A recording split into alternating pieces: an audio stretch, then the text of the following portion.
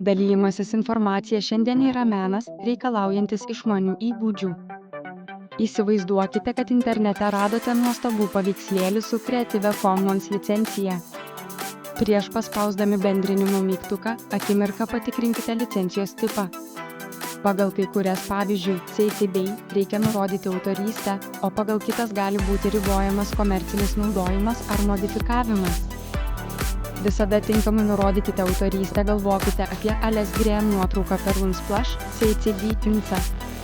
Taip ne tik gerbiamos kūrėjo teisės, bet ir didinamas jūsų patikimumas. Kai reikia cituoti mokslinių tyrimų darbus, svarbiausia yra tikslumas. Nurodykite autorių pavadinimą, žurnalo, toną, puslapius, metus ir dėjų nuorodą.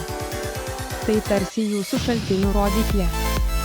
Jei dalijatės muziką socialiniuose tinkluose, laikykitės kūrinių pažymėtų kaip nemokami arba tokių, kuriuos turite leidimą naudoti. Dalijimasis autorių teisėmis saugoma muzika be leidimo gali užtraukti karštą atsakomybę.